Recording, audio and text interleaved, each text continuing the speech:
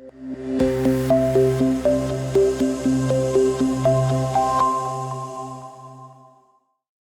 और नए एपिसोड के साथ टॉकिंग पॉट के मैं हाजिर हूँ काशिफ ग्रामी। और आज देखने वालों को मैं ये बात बहुत खुशी के साथ बताना चाहूँगा कि आज मेरे साथ दो ऐसे होनहार, मैं अभी भी इनको नौजवानी कहूँगा क्योंकि नौजवानी जो है वो उम्र से नहीं होती, नौजवानी आपके जज्बे से होती है।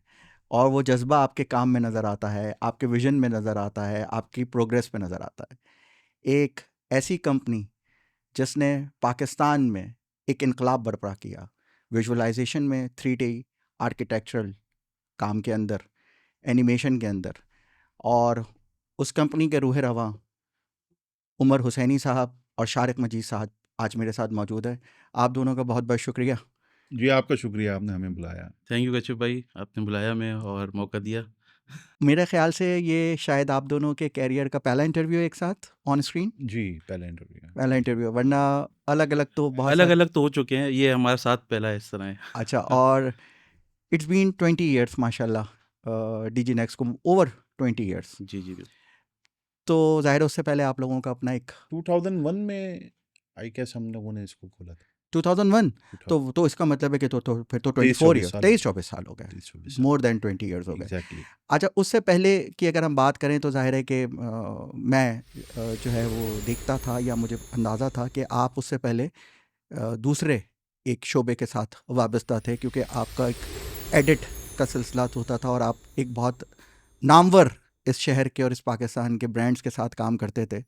और जहाँ आप काम करते थे वो एक ऐसा मोतबर नाम हो गया था कोलंबिया स्टूडियो, जहाँ से मेरी उमर भाई के साथ हमारी लोगों को वाकफियत हुई बतानी थी जी। वाकफियत हुई थी।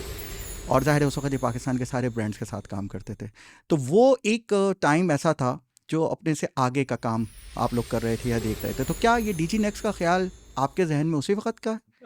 नहीं, एक्चुअली डीजी नेक्स्ट का ख्याल मुझे आया 2001 में, अच्छा, और जिस साल ख्याल आया उसी साल मैंने इसको इनिशिएट किया। ठीक। और मेरा मेनली फोकस था 3D एनिमेशंस, जो कि उस वक्त कमर्शियल्स वगैरह में ठीक ठाक होती थी। बिल्कुल। फिर मैंने 2004 में या 6 में मैंने टर्न आउट किया आर्किटेक्चर वॉक थ्रू उसको। ओके। बस फिर वो जो सिलसिला उस वक्त से शुरू हुआ वो अभी तक हम उसी के अंदर फंसे हुए हैं। और उस वक्त आप सर सैयद यूनिवर्सिटी में थे? जी, मैंने 2001 में मैं कंप्यूटर इंजीनियरिंग कर रहा था। उमर भाई अपना ये वाला सारा काम कर रहे थे उस वक्त। इंजीनियरिंग करके मैंने एक रेपुटेबल एक इदारा था वो ज्वाइन किया था, आर्किटेक्चर ऑफ विजुअलाइजेशन में। उस वक्त वो पायनियर्स थे। पहला पहला प्रोजेक्ट पाकिस्तान का जो था विजुअलाइजेशन का वो हुआ था वहाँ पे। और मैंने यूनिवर्सिटी कंप्लीट करके उधर स्टार्ट की थी चीज़। 2.5 साल मैंने उधर काम किया और उसके बाद as an animation group head वहाँ से लीव करके मैंने फिर डिजीनेक्स के साथ अपना स्टार्ट किया था अच्छा, वो 2000। बड़ा गोल्डन पीरियड है, कुछ अगर हम याददाश्त की बात करें, आगे और भी बात करते जी, हैं। परवेज़ मुशर्रफ साहब का वो ऐसा दौर था कि जब एक रियल एस्टेट का एक बूम था और बिल्कुल एक हम नया एक बिल्कुल। दौर देखने की तरफ जी, जा बिल्कुल रहे थे। बिल्कुल। और मेरी उस वक़्त की याददाश्त में मेरे लिए एक बल्कि बहुत अच्छा, मुझे अच्छी तरह याद है, बहुत बड़ा प्रोजेक्ट क्रीक विस्टा जो है इस वक़्त हमारा डीएचए में। तो इसकी लॉन्च जो थी वो हुई, तो पहली दफ़ा नज़र आया जो आपका काम, मैं अपनी बात कर रहा हूँ, जो मैंने देखा डिजिटल के ऊपर, बड़े बड़ी एसएमडीज़ के ऊपर जब उन्होंने दुबई के प्रोजेक्ट्स यहाँ दिखाए और हम ये करने के लिए जा रहे हैं। तो इनिशियली उस वक्त ये देखा जाता था कि लोग पाकिस्तान से ज़्यादा वो काम बाहर से कराना चाहते थे। आपको ये ख्याल, क्योंकि ये काम कभी भी सस्ता काम तो नहीं रहा, ऐसे ही है। तो आपको उस वक़्त वसाइल ने कैसे इजाज़त दी? विज़न तो अपनी जगह, बट वसाइल कैसे हुए इस पूरे काम को करने की? वो मैं जानना चाहूँगा, क्योंकि नए देखने वाले जो देख रहे हैं वो भी इस काम को अब बहुत बढ़ गया है।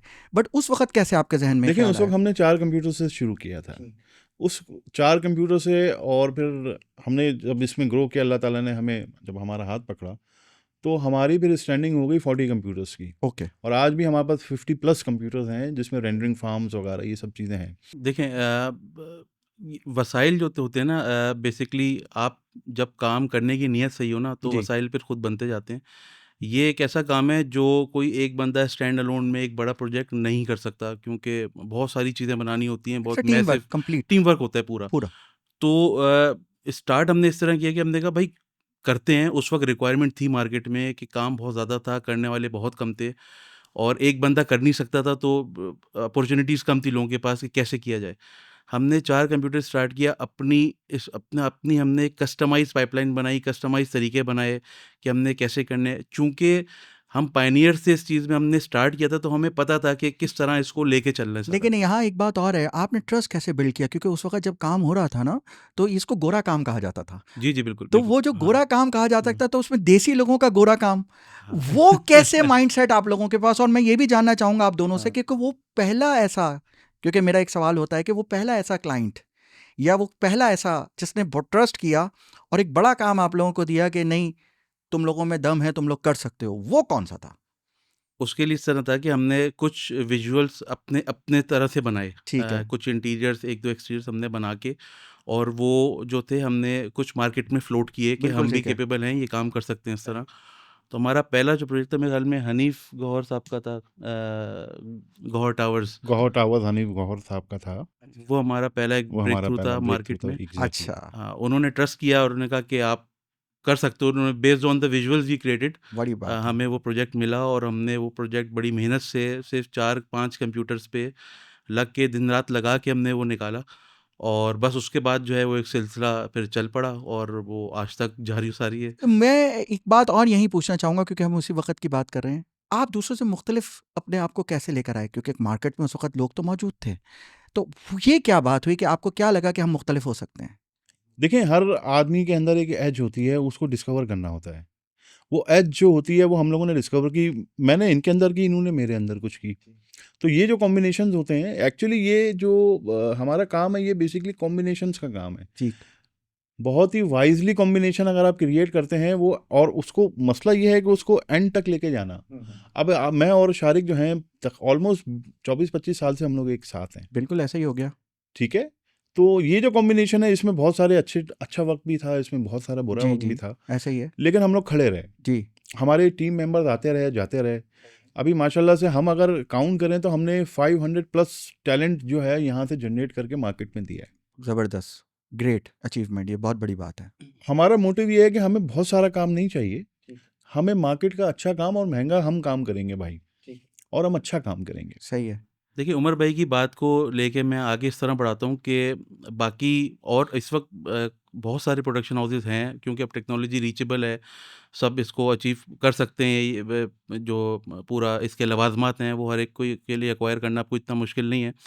मगर बाकी सारे विजुअलाइजेशन हाउसेस और हम में जो फ़र्क है, जो एक वाज़ेह फ़र्क जी। है, वो आज भी मैं अपने क्लाइंट्स को समझाता हूँ कि बाकी सारे लोग जो है ना, वो बिजनेसमैन हैं, वो एक इसको एज अ बिजनेस की तरह चलाते हैं कि जी आपने 6 लड़के मार्केट से उठा लिए, उनको 6 कंप्यूटर दे दिए, एक सर्वर लगा दिया, और आपने कहा जी मैं प्रोजेक्ट पैशन निकल नहीं रहा। देखते आप। हाँ, हम में फ़र्क ये है कि मैं खुद जो है वो सीजी आर्टिस्ट हूँ। लाइटिंग, मूड्स और कलर जो थ्योरीज होती हैं, मैं उनको बड़ा प्रिसिशन से मैं सही ऑब्जर्व है। करता हूँ। और उमर भाई का भी जो बैकग्राउंड है, वो भी पूरा 3D आर्ट वाला है। तो हम दोनों जो है ना, उनकी तो नज़र रियर दोनों। कॉम्बिनेशन हो गया हाँ, ये, और ये कॉम्बिनेशन बहुत रियर हो देखिए, गया। I started in 1992-93 with 3D animation, और उस वक्त हम जैसे कि प्रोडक्ट एनिमेशंस होती थी, जी जी। वो हम बहुत किया करते थे। फिर जब चैनल्स आए, कैरेक्टर डेवलपमेंट बहुत किया आप लोगों ने कैरेक्टर किया, उस लेकिन जमाने हमने में, प्रोडक्ट बहुत किया। प्रोडक्ट बहुत हाँ। किया। फिर जब चैनल्स आना शुरू हुए तो यहाँ एक बहुत बड़ा वैक्यूम क्रिएट हुआ, फिर उनको क्रिएटिव में लोग चाहिए थे। फिर मैंने जियो हेड किया, तकरीबन 5-6 साल हेड ऑफ एनिमेशंस। फिर मैं पीटीवी हेड पीटीवी ऑफ रहे। क्रिएटिव ऑल ओवर पाकिस्तान में, तकरीबन 9-10 साल मैंने वो किया। बल्कि लेकिन आप तो जियो की उस टीम में भी शामिल थे जब वो लॉन्च टीम में, लॉन्च टीम में, लॉन्च टीम में, जब बिल्कुल वो बिल्कुल अवारी टावर में सारा बिल्कुल का बिल्कुल सारा ट्रेनिंग होती थी, बिल्कुल गोरे बिल्कुल आते थे, बिल्कुल तो गोरे। आपने उसका भी हिस्सा रहे। तो लेकिन पूछने का मकसद मेरा सिर्फ ये है कि बैकग्राउंड तो हो गया, हाँ, चीज़ें हो गई, सारी चीज़ें हो गई। सवाल मेरा ये था आप दोनों से अभी भी कि जब मार्केट में ये काम लोगों को समझाना, देखें हाउ टू एजुकेट, ये एक बहुत बड़ा काम है ना, क्योंकि जब आप लोग आ रहे थे या जब आप लोग कर रहे थे उस वक्त इसके कोलेट्रल्स कितने बनेंगे, चीज़ें कितनी दी जाएंगी, इसके अंदर से क्या क्या चीज़ें निकल सकती हैं, क्योंकि एक रिवायती काम था ना जिस फील्ड के लिए आप काम कर रहे थे। देखिए आप एडवर्टाइजिंग के लिए डायरेक्टली काम नहीं कर रहे थे, लेकिन एडवर्टाइजिंग में तो कमांडर सेफ गार्ड आ गया। जब कमांडर सेफ गार्ड आ गया तो कैरेक्टराइजेशन आपकी पॉपुलर हो गई कि कैरेक्टर आपका आता है, वो अब आपको बताता है कि जी ये सही है और ये गलत है। आपके काम में चूंकि एक रियल एस्टेट की बेसिक प्रोडक्ट थी, उसमें उस वक्त लोगों को समझाना, इस पैसों के साथ इस काम को होना और ये कोलेटरल मिलेंगे, मैं ये जानना चाह रहा हूँ कि देखिए, एक वो होती क्या है, था, एक विजुअल रिप्रेजेंटेशन होती है।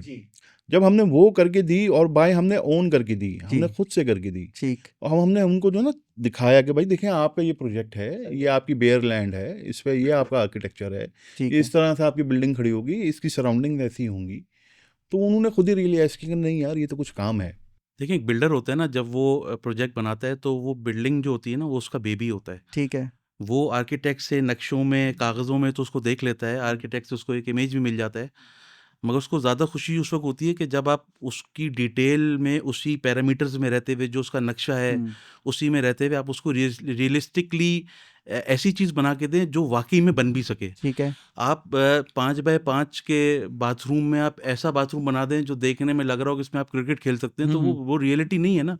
तो आप उसको ऐसी चीज़ बना के दें जो वाक़ई में उसको देख के लगे कि यार ये मेरा कस्टमर जब ये देखेगा, सही है। तो वो मेरे ज़हन में जो ख़ाका है वो उसको क्लियर हो जाएगा नहीं तो सारा। मुझे हाँ। पूछना यही है कि कितना एक्सेप्टेबल हुआ हाँ, ये काम, शुरू में, हाँ, शुरू में। मतलब कोई हाँ, हर्डल्स नहीं आई हाँ, आप लोगों हाँ। की बातों से नहीं लग रहा कि आप लोगों को हर्डल्स नहीं, आई? बिल्कुल नहीं आई। अच्छा, बिल्कुल अल्लाह का नहीं शुक्र आई। है, बिल्कुल नहीं आई। नई अच्छा, बात नहीं। देखें, या ये वेरी नाइस, ये जब मतलब बड़ी बात है, क्योंकि जिससे भी बात होती है, सब कुछ होती है, वो ये कहते हैं कि जब कोई नई चीज़ आ रही होती है तो उसके इस्तेमाल में तो जाहिर है आपको पता है कि 10 बातें आ जाती हैं ना, कि नहीं रिवायती तरीके से, तो आपको रिवायती देखिए, हम दोनों का कन्वेंश बैकग्राउंड क्रिएटिव साइड से लेकर प्रेजेंटेशन का था, हाँ, और आज तक है। सही, तो हमने द वे वी प्रेजेंट ना, वो मैटर करता है। ठीक है।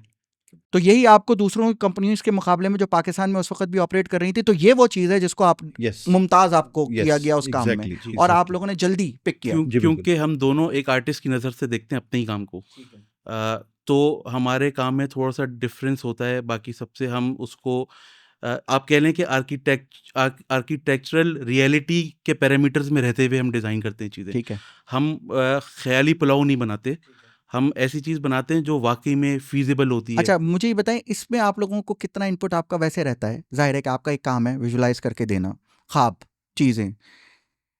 कभी कभी अफसोस होता है कि उसको 100% तक डेवलपर या बिल्डर उस तक पहुंच सकता है, उस विजुलाइजेशन को जो आप लोग जितनी करके देते हैं, कितने परसेंट पे बात करते हैं, कितने परसेंट तक वो उसको अचीव कर लेता है? मैं तो ये कहता हूँ कि 90% अचीव नहीं कर पाते, नहीं कर पाते। सही, अब हम अगर शार फैसल दिखा रहे हैं, शार फैसल को हम बहुत नीट एंड क्लीन दिखा रहे हैं, गाड़ियाँ भी साफ़ सुथरी चल रही हैं, लेकिन अब आप एक्चुअल में शार फैसल देखेंगे तो टूटी हुई बस है जी, फटी हुई मोटरसाइकिल चल रही है, रोड का बुरा हाल है, गर्दों गुबार उड़ रहा है। तो लेकिन हम ऐसा नहीं दिखाते ना, नहीं दिखा सकते। अच्छा, इसमें आप कहीं ना कहीं फिर उस क्रिएटिव लिबर्टी को मद्देनज़र रखते हुए थोड़ा सा एज ले लेते हैं, क्योंकि आपकी फिल्म देख के या आपकी बनाई हुई चीज़ देख के लोग बुकिंग की तरफ आते हैं। बिल्कुल ऐसी। अच्छा, और देखिए असल तो मेहनत मैं ये समझता हूँ, क्योंकि मैं, आप जानते हैं कि मेरा प्रोफेशन ये रहा और मैं इसी से वाबस्ता हूँ, तो इसलिए मैं सवाल बहुत ही एतमाद के साथ कर रहा हूँ कि ऐसा नहीं है कि मेरी रीडिंग नहीं हो इस चीज़ पे। ठीक है, देखिए, कोई बुकिंग हो रही होती है, कोई चीज़ हो रही होती है, तो आपकी वॉक थ्रू देख के हो रही होती है। बिल्कुल ठीक है। अच्छा, वो कोई नया क्लाइंट भी हो सकता है, कोई नया बिल्डर भी हो सकता है जिसका माजी नहीं है। एक तो वो बिल्डर होता है जिसका एक माजी है, जो अपने प्रोजेक्ट्स दिखा के आपको बेचता है, तो उसका नाम बिकता है, यार वो तो उसका नाम है, नाम ही काफ़ी है। लेकिन कुछ बिल्कुल नया है, वो उसका सारा का सारा दारोमदार आपके ऊपर है। ठीक है, लेकिन वो उस तरीके से पूरा, मैं ज़ाती बात कर रहा हूँ, देखिए कारोबारी बात नहीं, क्योंकि आप लोगों ने कहा कि हम आर्टिस्ट हैं, तो ठीक है। आर्टिस्ट दूसरे अंदाज में सोचता है। तो आपको कितना अफसोस होता है जब वो आपके उन सारी चीज़ों को पूरा, तो क्या आपकी कोई डिबेट होती है, कोई बात होती है, या आप कोशिश करते हैं कि यार कम से कम कुछ तो करो भाई, कुछ तो वैसा करो जैसा हमने तुम्हें बना के दिया है? कोई आप लोगों के इंटरनली कभी उन लोगों के साथ कोई रिफ्ट होता है? जी, बिल्कुल। इसका मैं आपको एक छोटा-सा एक एग्ज़ाम्पल दूँगा कि आप काशिफ़ भाई, आप खुद भी मार्केटिंग में बहुत अरसे से वाबस्ता जी, रहे हैं, और पहले की बात तो अलग चीज़ है, मगर अब जो कस्टमर है, जो चीज़ लेने आता है, चाहे वो एनिमेशन देख के आ रहा हो, चाहे वो इमेजेस देख के आ रहा हो, अब वो इतना स्मार्ट हो गया है, उसके जी, पास अब पूरी एक्सेस है दुनिया की चीज़ों की। तो वो ये सवाल करता है कि आप जो मुझे बाथरूम में फिटिंग दिखा रहे हैं, आप यही लगा के देंगे? तो ये चीज़ें जब हम, हमारी इनिशियल मीटअप होता है हमारा जी, क्लाइंट से, तो हम ये डिस्कस करते हैं कि आप अगर आप पूरा डिज़ाइन करके दे रहे हैं, तो या ठीक तो है। आप हमें वो पूरा डिज़ाइन बताएँ, हम पूरा वैसे ही बनाएँगे। अगर आप डिज़ाइन करके नहीं दे रहे, आप पे छोड़ दिया है। फिर अगर आपने हम पे छोड़ा है, तो जो हम डिज़ाइन करेंगे फिर आप उसको फ़ॉलो करेंगे। तो एटलीस्ट अब ये तो हो गया है कि बहुत सारे हमारे जो क्लाइंट्स हैं, वो अपना जो मॉडल अपार्टमेंट बनाते हैं वो काफ़ी हद तक हमारे इंटीरियर से इंस्पायर होकर उसको डिज़ाइन करते हैं। ठीक है, बहुत से अब ये भी करते हैं कि वो एक किसी इंटीरियर डिज़ाइनर को हायर कर देते हैं, हमारी images as a reference use हो जाती हैं। ठीक है, और या फिर इंटीरियर डिज़ाइनर अपनी तरफ से एक पूरा एक नया स्टार्टअप, वो पूरा एक नया कॉन्सेप्ट पे भी बना देता है। देखिए बात ये है कि इवेंचुअली जो बिल्डर है, जो बिल्डिंग में आपको एक अपार्टमेंट बेच रहा है, वो आपको एक स्पेस दे रहा है। वो उसमें कुछ चीज़ें लगा के दे रहा है, कुछ चीज़ें लगा के नहीं दे रहा। तो ठीक है, लेट्स से वो फिटिंग्स, लाइट फिक्सचर्स हैं, सही है, सैनिटरी फिक्सचर्स हैं, तो वो अगर हमें वो पहले ही कम्युनिकेट कर दे तो हमारी कोशिश होती है हम उस रियलिज्म को मैच करें। हमारे पास एक ऐसे भी क्लाइंट आए थे जिन्होंने हमें जो लाइटें लगा रहे थे वो हमें उन्होंने उसकी इमेजेस और वो फिजिकली उसका ला के दी थी कि हम ये लगा रहे हैं, आप भी यही दिखाइएगा अपनी अच्छा एनिमेशन ठीक में। है। तो अब इतनी अवेयरनेस है कि क्लाइंट्स इतने अवेयर हो गए हैं कि उनके जो कस्टमर है उनसे सवाल करते हैं अभी। आप लोग इस रियलिटी चेक के ऊपर देखिए, आप ज़रूर ये जाते हैं। रियलिटी चेक उस वक्त क्यों नहीं पूछते हैं कि जब एक एसी के ऐड में उसमें से हवा निकलते हुए दिखा रहे होते सही हैं, है। या वो लक्स का साबुन खोलती है तो उसमें से खुशबू की एक वेव जारी होती है, वो भी तो रियलिटी नहीं है ना। आई नो क्रिएटिव लिबर्टी की बात की थी आपसे कि जब आप क्रिएटिव लिबर्टी यस। दिखा रहे होते हैं तो जाहिर है कि वो जब आप कोई भी गोरा करने वाली देखिए, क्रीम भी दिखा रहे होते हैं। सबको पता है कि हम 10 बाय 12 का कमरा बेच रहे हैं या दिखा रहे हैं, सही है, ठीक है ना। इसको खरीद के इसको डेकोरेट आपने खुद करना है। सही है, अब वो डेकोरेट 5,000 में भी होता है, सही है, वो 50 लाख में भी बिल्कुल होता है। सही है। तो हम भाई बीच की चीज़ दिखा देते हैं या टॉप एंड की चीज़ दिखाते हाँ, हैं। नहीं वो आपकी बात बिल्कुल ठीक है, लेकिन आपने चूँकि तिजारती बुनियादों पे हमारी बात हुई थी ना कि आपने तिजारत नहीं की। यस। मेरा ये सवाल उस इंसानी हमदर्दी या उस क्लाइंट के साथ के हवाले से था, क्योंकि बहुत सारे लोग सिर्फ ब्रोशर आपका देख रहे होते हैं। बिल्कुल ठीक है। बहुत सारे लोग आपकी सिर्फ प्रेजेंटेशन देख रहे बिल्कुल होते हैं। ठीक तो है। ये तो बहुत अच्छी बात लगी कि आप लोग ख़ास तौर पे इस बात का ख्याल करते हैं कि जिन लोगों के साथ भी आप काम कर रहे हैं, तो आप कम से कम ये अपने तौर पे कोशिश करता है डीजी नेक्स्ट कि कम से कम हमारा नाम उन्हीं के साथ जुड़े। वरना ऐसे तो मार्केट में मैंने देखा आप लोग क्वांटिटी पे काम नहीं कर रहे हो। क्वांटिटी पे अगर आप लोग काम कर रहे होते तो आपके पास बहुत काम होता, जैसे इस वक्त हो रहा है। लोग आपके पास भी आई एम श्योर आते होंगे कि इतने पैसे ले जी लो, बिल्कुल, इतने में ये काम बिल्कुल, कर दो, बिल्कुल। लेकिन वो उस तरीके से शायद आप लोग नहीं जी नहीं, काम बिल्कुल को ऐसे, ले रहे होते हैं। बिल्कुल ऐसे, तो बिल्कुल। उसके मना करने के भी तो कुछ रीजंस होते होंगे ना। मैं वो रीजंस लोगों को बताना चाह रहा हूँ कि ताकि पॉडकास्ट जो लोग देख रहे हैं उनको ये भी पता चले कि ऐसा नहीं है। जो कंपनीज उसके पीछे, क्योंकि देखें ना ये एक अलाइड बिजनेस है। बिल्कुल। इस अलाइड बिजनेस में आप भी इसी बिजनेस में आ रहे हैं ना, पूरे की पूरी रियल एस्टेट के अलाइड बिजनेसेस में। काम चलेगा तो सबका चलेगा, काम नहीं चलेगा तो कुछ चीज़ें नहीं चलेंगी। तो आप लोगों की तरफ से ये जो रियलिटी चेक है ये देना, बताना अपने प्रोग्राम के तवज्जुह से बहुत ज़रूरी है, क्योंकि एक तरीके से लर्निंग होती है लोगों की। अभी भी इस पाकिस्तान में बहुत सारे लोग आर्किटेक्चरल ड्राइंग को नहीं समझते, वो उसको एनिमेशन को कुछ और चीज़ समझते हैं, जी। वो अब VFX को कुछ और चीज़ समझते हैं, जी। और 3D वॉक थ्रू को अभी भी कुछ और। तो आप लोगों का काम तो वैसे भी चूँकि लर्नेड है, सारी कंपनीज में यही तो फ़र्क है आपकी कंपनी में और में, कि आपके पास से एजुकेशन भी मिल जाती है ना। कितने लोग आई एम श्योर आपके पास आते होंगे, उनका ज़ाविया ही बदल जाता होगा। बिल्कुल ऐसे ही है। बिल्कुल ऐसे ही। नहीं, आप आपकी बात बिल्कुल सही है और इसमें बहुत सारे हमारे ऐसे भी प्रोजेक्ट हैं जो बीच में जो अब देखें, ज़ाहिर-सी बात है, हमारा हमारा जो काम है एक हद हद तक है, तक एक है, डोमेन तक है। ऐसा ही है। हम हमारी पूरा बेस्ट पॉसिबल हमारी कोशिश होती है कि हम उसको एक ऐसा एक विजुअल दें जो जो कस्टमर उस अपने घर को खरीदे, तो वो किसी भी ठेकेदार को देके या किसी भी एक इंटीरियर डिज़ाइनर को देके ऐसा वो ही एक है, इमेज देके ऐसा ही है। वो इंटीरियर अचीवेबल हो। हमारी 100% ये कोशिश होती है कि हम ऐसी चीज़ दें, हम ऐसी कोई आउट ऑफ द वर्ल्ड चीज़ ना दिखा दें कि बाद में वो देख के वो घर खरीद के बोले कि यार मैंने देखा क्या था और ये मुझे मिला क्या। ऐसे एक्चुअली जी, बात ये थी। एग्ज़ैक्टली, हाँ, एक्चुअली हमारी जो हमारा कोशिश ये होती विजुअल है उसको आप प्रैक्टिकली अचीव कर सकते हैं।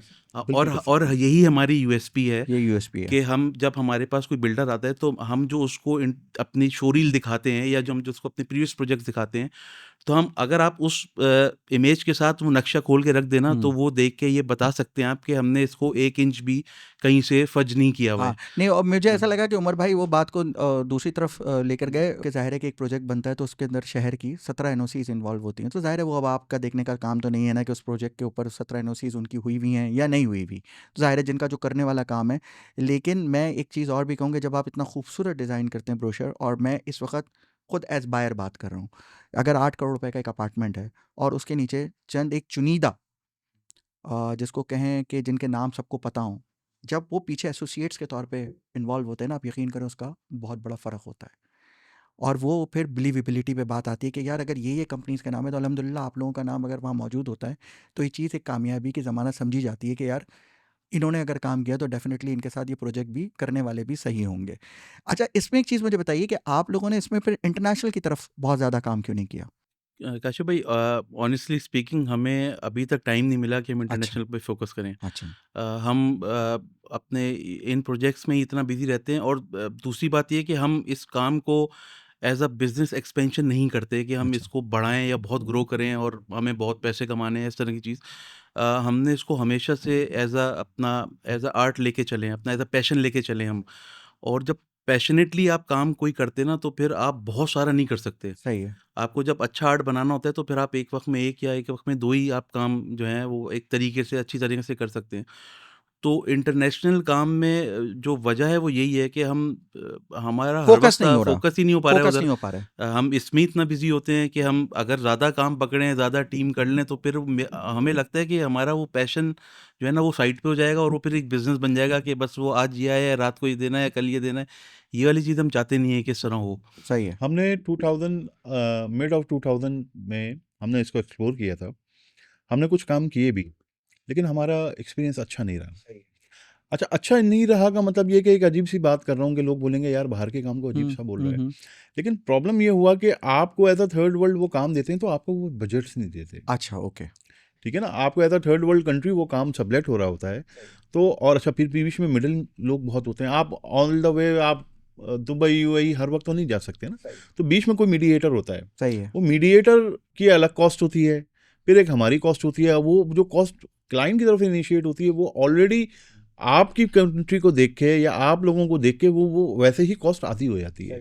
इस वक्त जैसे सोशल प्लेटफॉर्म्स हैं मेरा सवाल ये है कि जब आर्किटेक्चरल ड्राइंग का इतना अच्छा काम हो रहा है 3D का इतना अच्छा काम हो रहा है तो आप लोग अपने काम को हुँ। ट्विटर के ऊपर लिंक्डइन के ऊपर फेसबुक के ऊपर इसी तरीके से इंस्टाग्राम के ऊपर और शॉर्ट्स के ऊपर इस तरीके से बहुत सारी चीज़ें हो रही हैं लोग इसको पूरे के पूरे 3D को आपका एक एनवायरनमेंट क्रिएट करके भी प्रेजेंट कर रहे होते हैं तो मैं ये पूछना चाह रहा हूँ कि क्या वहाँ पर भी एडवांटेज है डीजी नेक्स्ट को कि वो जो मार्केट में और लोग कॉम्पिटिटर बैठे हुए हैं वो उस कंपटीशन को देखते हुए आप अपने आप को इस वक्त कहाँ प्लेस कर रहे हैं नहीं, मेरा नहीं ख्याल कि हम बहुत ज़्यादा सोशल मीडिया पे एक्टिव हैं, और हमारा फ़ेसबुक पे पेज है, एग्ज़िस्ट करता है, हमारी वेबसाइट है, सब चीज़ें हैं हमारी मौजूद, मगर हम उसको कोई बहुत रेगुलरली अपडेट नहीं करते, और हम उस पे बहुत ज़्यादा, उस पे भी हमारा फ़ोकस नहीं है।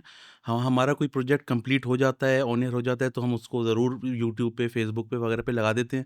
मगर ये कि उसकी रोज़ की कोई प्लानिंग, शॉर्ट्स बनाना या उसकी मार्केटिंग, इस तरह की हमारी स्ट्रैटेजी नहीं है कोई भी। ओके देखें काशिफ़, आप बैठे हुए ना, आप मुझसे रियल एस्टेट का मेरा जो काम है वो मुझसे आप करवाएँगे नहीं, सही है क्योंकि आपका काम नहीं है, आप रियल एस्टेट रियलिटर नहीं हैं आप। इसी तरह हमें कोई भी देख रहा होगा, उसमें से हमारा जो क्लाइंट अगर टारगेट मैं करूँ ना, तो 0.1% लोग होंगे जो हमारे काम से रिलेट करते होंगे, सही है जिनको हमसे काम कराना होगा। सही है अच्छा, अल्हम्दुलिल्लाह लास्ट 20-25 साल से हमारे पास अच्छी क्लाइंटेल है। सब लोग जानते हैं ये बहुत एक्सक्लूसिव मार्केट है। ठीक है ठीक है ना? तो जिनको काम अच्छा करवाना होता है, जिनको होता है, वो एटलीस्ट एक दफ़ा नॉक ज़रूर करते हैं हमें। ठीक है तो हमें ये जो सोशल मीडिया की सपोर्ट है ना, हमें एज़ सच राइट नाउ अभी हमें ज़रूरत नहीं अच्छा है। अब देखें एक टेक्नोलॉजी पे बात हुई अब एक चीज़ है कि जैसे अब एआई का ज़माना है और जाहिर है कि तो आप एआई के ज़माने में कैसे रेलेवेंसी के साथ अपने आप को आज भी कन्वेंशनल से इस तरफ स्विच कर रहे हैं या लेकर आ रहे हैं देखिए, अभी एआई जो है ना, वो एक्सप्लोर ही हो रही है। अभी आप कोई 100% श्योर जॉब एआई पे नहीं कर सकते। ठीक है हाँ, आप उसका छोटा-मोटा पार्ट कर सकते हैं। लेट्स सपोज़ कि आपने उसका म्यूज़िक कर दिया, आपने उसके साउंड इफ़ेक्ट्स कर दिए, आपने वीओ कर दी, ठीक है ठीक है ना? अच्छा, वीओ में भी आप बहुत लिमिटेड हैं, अगर इंग्लिश वीओ है, गोरा वीओ है, तो बहुत अच्छी हो जाएगी। सही है आपकी देसी जो हमारे यहाँ हम जो लोकल लोगों से करवाते हैं, वो क्वालिटी या वो एज अभी नहीं आई है एआई में। एआई में आप बहुत ज़्यादा कर सकते हैं, तो आप छोटी-मोटी विजुअलाइज़ेशन कर सकते हैं, क्योंकि हमारा हर डिज़ाइन अलग होता है। सही है हम जेनेरिक डिज़ाइन्स पे काम नहीं करते। सही है हर आर्किटेक्ट का डिज़ाइन, हर बिल्डिंग उसकी स्पेसिफ़िकेशन अलग होती है, ठीक है जेनेरिक नहीं होती। एआई अभी टाइम लगेगा उसको। मैं ये नहीं कह रहा हूँ कि एआई नहीं नहीं कर सकता, लेकिन अभी अभी इट विल टेक टाइम। मेरे मेरे ख्याल में एज एन आर्टिस्ट, अगर नई टेक्नोलॉजी से आप घबरा के अपनी मीडियम पे लगे रहेंगे तो आप फेल हो जाएंगे। हमें ज़रूरत है कि हम एआई को एक्सप्लोर करें, जो कि उमर भाई इस वक्त कर रहे हैं काफ़ी ज़्यादा। हम लोग अपने पाइपलाइन में एआई, हमारा अब एक एक रोज़ का हिस्सा है, हमने उसको इंक्लूड किया हुआ है। मगर अभी आप ये कह सकते हैं कि एआई अभी उस लेवल पे नहीं पहुंची कि आप उसको वर्ड्स में बता दें और वो आपको काम आपका करके दे दे। ऐसा नहीं है और ऐसा ऐसा होगा भी नहीं, क्योंकि देखें आर्किटेक्चर विजुअलाइजेशन का काम हमेशा स्पेसिफिक डायमेंशंस पे होता है। एआई आपको बहुत अच्छा विजुअल बना के दे देगी, मगर वो आर्किटेक्ट की स्पेसिफाइड डायमेंशंस पे नहीं नहीं होगा। ठीक है। और अगर वो चलें आपने किसी तरह उसको कर भी दिया तो उसके आप फिर मज़ीद एंगल्स निकालने में आपको काफ़ी जी जी। परेशानी है। तो मगर एआई जिस तेज़ी के साथ इवॉल्व हो रही है, may be in future commercial cinema में तो हो गई हाँ, हाँ, बिल्कुल, बिल्कुल हो रही है, बिल्कुल हो रही है। एड्स में यूज़ हो रही है, बहुत बहुत ज़्यादा, बहुत जगह आ बहुत गई है। ज़्यादा। विजुअलाइज़ेशन में एआई का यूज़ है, अभी भी हम कर रहे हैं, मगर अभी ऐसा नहीं है कि हम एक बटन पे जो है अपने पूरे-पूरे प्रोजेक्ट्स कर सकें। हम उसको अपने पाइपलाइन में हमने ज़रूर शामिल किया हुआ है, हम बहुत सी चीज़ों में उससे हेल्प ले रहे हैं और उसको जो यूज़ कर रहे हैं और उसको मज़ीद एक्सप्लोर करते जा रहे हैं रोज़ के रोज़। डीजी नेक्स्ट के स्टूडियो में और डीजी नेक्स्ट के इस प्रोडक्शन हाउस में हम इस काम के अलावा और कौन-कौन सी फैसिलिटी देख रहे हैं इस वक़्त? देखिए मेरे पास फीचर फिल्म एडिट्स हैं। मैंने 2-3 फ़िल्में की भी हैं, फिर कोविड आ गया था, फिर वो काम मैंने बंद कर दिया। लेकिन मेरे पास ऑलमोस्ट चीज़ें सारी हैं। ठीक है, मेरे पास डॉल्बी एटमॉस मास्टरिंग सेटअप लगा हुआ है। बिल्कुल ठीक है। मेरे पास एडिट लगा हुआ है, कलर ग्रेडिंग का सारा पैनल-वैनल जो भी होते हैं, जो भी हैं, वो चीज़ें हैं मेरे पास। मेरे पास लाइसेंस वर्ज़न है 3, बल्कि 4 हो गए अब तो रिज़ॉल्व के। ये पॉडकास्ट सेटअप है सारा। सारा। इसके अलावा ये तो हमारे शौक वाले काम हैं, लेकिन जो कोर काम है, जो मैं और शारिक जिससे हमने ये शुरू किया था, वो आज भी वैसे ही है सही है। और हम उसमें बहुत अपडेट करते रहते हैं। आप तब्दीली को कितनी जल्दी अपने अंदर लेकर आते हैं अपने काम के अंदर? देखें तब्दीली को बहुत ज़्यादा जल्दी हम नहीं कर पाते, नहीं करते। क्योंकि उसमें हमारा कोई एक एक सॉफ्टवेयर नहीं है, एक टूल नहीं है जिस पे हम डिपेंड करते हैं। हमारी पाइपलाइन मल्टीपल ऑफ टूल्स में सही है। बिखरी हुई है हर तरफ। तो अगर हम कोई एक टूल अपडेट करते हैं तो फिर उसका इम्पैक्ट बाकियों पे क्या पड़ता है, इस ये हमें पहले इवैल्यूएट करना पड़ता है। तो अक्सर ऐसा होता है कि अपडेट्स जो हैं बहुत आ जाती हैं और हम उसको पहले टेस्ट फेज़ में से गुज़ार के जब हर चीज़ हमें वेरीफ़ाई हो जाती है कि हमारी पाइपलाइन नहीं डिस्टर्ब होगी, फिर हम अपडेशन की तरफ जाते हैं। सही है। तो हम थोड़ा-सा स्लो करते हैं। मगर देखें टूल बहुत एडवांस हो और रिज़ल्ट बिल्कुल बेकार हो तो कुछ टूल एक का फ़ायदा नहीं कैंपेन है। के साथ कौन-कौन से कोलैटरल उमूमी तौर पे, मैं एक्सेप्शनल बात नहीं कर रहा हूँ, उमूमी तौर पे कितने कोलैटरल एक कैंपेन के साथ या किसी एक प्रोजेक्ट के साथ जाते हैं? जो हम डिलीवर करते हैं, जो आप डिलीवर करते हैं। आप रियल एस्टेट की बात मैं कर रियल रहे हैं? एस्टेट की पर्टिकुलर बात कर रहा हूँ, जैसे एक हाउसिंग सोसाइटी है तो आपके उसके कोलेटरल्स कुछ और हो जाते हैं। अगर एक प्रोजेक्ट है जिसके अंदर सिर्फ आपने एक हुँ। शॉपिंग सेंटर कर रहे हैं तो उसके कोलेटरल कुछ होता है, लेकिन मजमूई तौर पे कौन सी ऐसी चीज़ें होती हैं देखिए जो बेसिक आपकी एक प्रोजेक्ट के, जैसे एक आपके पास एक इन्वॉइसिंग आप कर रहे होते हैं या चीज़ें किसी को आप भेज रहे होते हैं, तो कौन कौन सी चीज़ें आपके शोबे में आती हैं जो आप शोबे से उस डेवलपर को या उस कॉन्ट्रैक्टर को देते हैं? देखें इनिशियली जो हमारा जो पैकेज होता है, उसमें 3 चीज़ें इन्वॉल्व होती हैं। नंबर 1 इज़ हमारी ये जो 3D वॉक थ्रू होती है, ठीक है। जिसे आप फ़िल्म कहते हैं। वो 2 मिनट की भी हो सकती है, वो 15 मिनट की भी हो सकती है। बिल्कुल, ठीक है? Depending on scale of the project. Yes. फिर हमारे पास होता है हाई रेज़ इमेजेस। हम ऑलमोस्ट एक छोटे प्रोजेक्ट की 50 प्लस इमेजेस होती हैं और बड़े प्रोजेक्ट की 100, 150, 200 डिपेंड्स। उसके हाई रेज़ इमेजेस होती हैं, जो कि आप सारे ये बिलबोर्ड्स वगैरह पे देखते हो, ये जो मार्केटिंग मटेरियल के काम आती जी हैं। जी। फिर थर्ड हमारा एलिमेंट होता है, जो कि होता है ब्रोशर और लेआउट्स। ठीक है। जितने भी प्रिंटिंग लेआउट्स हैं, ठीक है। अब आप उसमें कुछ भी कर लो, स्टेशनरी कर लो, जी। आप उसमें ब्रोशर कर लो, आप उसमें स्टैंडीज कर लो, फ्रेशियास कर लो, ठीक है। अकॉर्डिंग टू स्पेसिफिकेशन होता है, और वो सारी की सारी वो डिलीवरी भी उसमें इंक्लूड होती हैं। इंक्लूड होती है। अच्छा, इंक्लूड होती हैं। एक प्रोजेक्ट स्केल के ऊपर ही, अगेन बात तो वही है कि स्केल के ऊपर डिपेंड करता है। आपके पास जॉब आने से लेके उसकी एग्जीक्यूशन होने के साथ उसकी डिलीवरी पे कितना टाइम लगता है? ये भी डिपेंड करता है। देखिए डिपेंड करता है, ये असल में काम जो है ना, ये एक आर्टिस्ट को आप अगर बोले ना नहीं, कि आपको तो पता है ना, यहाँ तो बहुत जल्दी हाँ, होती है। एग्ज़ैक्टली। मैं मगर ये मगर मैं उसी मैं तरफ मैं आना चाह रहा अपने हूँ। हाँ। पॉइंट को रेज़ जो करना चाहता हूँ, वो मैं सबको यही बोलता हूँ कि अगर आप लियोनार्डो को बोल देते कि मोनालिसा 2 घंटे में बना दो, तो वो क्या बनाता? तो सही। वही बेसिकली हमारा, मगर फिर भी एक मिनिमम टाइम अगर हम लगाएँ तो 45 वर्किंग डेज़ हमें लगते हैं एक प्रोजेक्ट में, एक एवरेज प्रोजेक्ट में। और अक्सर ये होता है कि बिल्डर्स कभी होते बहुत जल्दी में हैं, मगर चूँकि पाकिस्तान के हालात इतने डिफरेंटली इवॉल्व होते हैं हर दिन के अक्सर ये होता है कि वो डिले हो जाती है चीज़। तो ऐसा अगर हमें कभी किसी प्रोजेक्ट में टाइम मिल जाता है, तो हम ये नहीं करते कि जी इसके हमने 45 डेज़ लगाए हुए थे, इसको बंद करके रख दो, अब हम दूसरा करेंगे। हमें जब हमें अगर टाइम मिल रहा है, तो हम उसमें मज़ीद डिटेल्स ऐड करते जाते हैं, जब तक क्लाइंट हमें गो हेड नहीं देता फॉर फाइनल रेंडर्स, हम उसको इवॉल्व करते रहते हैं, बेहतर करते रहते हैं। मुश्किल तरीन प्रोजेक्ट कौन सा आपको आर्किटेक्चर के पॉइंट ऑफ व्यू से लगा, जिसको आपको करते हुए वाकईतन ऐसा लगी कि यार ये हमारे लिए, मतलब आप कहते हैं ना यार ये है मेरा मतलब देखें सिग्नेचर। काशिफ, काम मुश्किल नहीं होता, काम करवाने वाला मुश्किल होता है। ठीक क्लाइंट मुश्किल होता है, काम सब इजी होता है। ठीक, नहीं कोई भी एक तो होता है ना, जैसे मैं आपसे कहूँ यार अपना लैंडमार्क टॉप 3 प्रोजेक्ट्स जिसको बहुत सारे आपको ऐसा लग रहा हो कि यार ये हमने बहुत वो सारे वक्त के हिसाब से ना, जी, जैसे अब मैं बहुत अगर सारे 2005 में आपने किया तो उस Yes. वक्त के हिसाब से हम बात करेंगे ना, आज 2025 में शायद वो हमें बहुत सारी कमियां लगी हों, लेकिन ऐसे कौन से प्रोजेक्ट्स आपके ऐसे हैं जो टॉप ऑफ द माइंड आपके हमने अपने? पीएफ का एक काम किया था, फदाइया बेंगलोर का PF housing scheme. Housing scheme हाँ। थी। उसको हमें तकरीबन 12-14 साल तो हो गए, 10-12 साल हो गए। हाँ, बहुत। उसमें हमने पहली दफ़ा किया था कि हमने लाइव कैरेक्टर्स को क्रोमा करके सीजी के साथ इनकॉर्पोरेट किया था। सही है, पाकिस्तान में पहली दफा हुआ था वो हाँ, काम। क्योंकि नहीं, लाइव नहीं, काशिफ, नहीं? पाकिस्तान में पहली दफ़ा पाकिस्तान नहीं में हुआ पहली था। दफ़ा रियल हुआ। एस्टेट में तो शायद पहली दफा पाकिस्तान हुआ, में बहुत दफ़ा हुआ था, रियल मगर एस्टेट में। हाँ, मगर अच्छा। उस तरह नहीं हुआ था जिस तरह हमने किया था। हमने एक अच्छा। डिफरेंट अप्रोच के तहत किया था। ओके। मैं आपको बताता हूँ डिटेल से हमने हाँ, क्या किया था। हाँ। हमने पहले अपना पूरा इंटीरियर बनाया 3D में सारा। हमने वहाँ पे कैमरे लगाए जो हमें शूट करनी थी चीज़।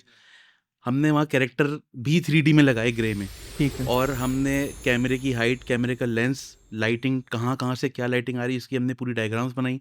हमारे जो डीओपी था, बड़ा काबिल आदमी था वो, उसको हमने बुलाया, और जब हमने उसको वो चीज़ें दिखाई ना, तो वो बड़ा एक्साइटेड हो गया। उसने कहा यार इसमें तो बड़ा मज़ा आएगा, और ये काम अभी तक मैंने किसी को नहीं देखा इस तरह करते हुए, कि पहले से प्रीवियस इतना स्ट्रॉन्ग था हमारा सही है।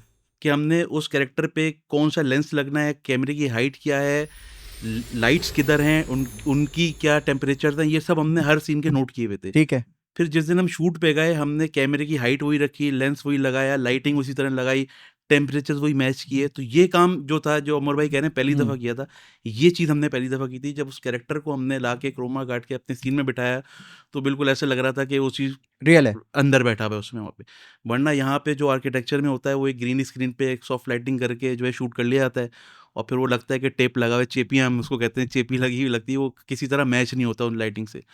तो ये काम हमने एक इनोवेटिव किया था, और वो हमें आज तक याद इसीलिए है कि इसमें हमारी बहुत एफर्ट लगी थी। प्रीवियस हमने इतना ज़्यादा किया था इसमें कि हमें इसमें एक जितना ज़्यादा चैलेंजिंग होता है प्रोजेक्ट, उतना हमें मज़ा भी आता है करने में। लग तो रहा होता है मुश्किल है, टाइम कम हो रहा है, शॉर्ट हो रहा है, हमें डिलीवर करना है, मगर मज़ा भी उतना आ रहा होता है। वो बात वही है कि जब पैशन वाली चीज़ होती है तो फिर आप उसको एंजॉय करते हैं लेकिन बजाय ये काम थकने के। आपने इनिशिएट करके मार्केट को दिया, जी, जो कि बहुत बिल्कुल। बड़ी बात है, हाँ। क्योंकि इसी तरीके से जब आपने शुरू में कही कि 500 हमने स्किल्स के लोग, तो इस तरीके से तो कॉर्पोरेट सोशल रिस्पॉन्सिबिलिटी भी में भी काउंट हो गया कि अगर डीजी नेक्स्ट में काम किसी ने किया हुआ है तो जाहिर है उसके लिए फिर जॉब के दरवाजे, या उसके लिए अपना दुबई में काम करना, या जहाँ जहाँ पे भी वॉट एवर जहाँ पे भी काम हो रहा है, वो एक आसानी हो जाए।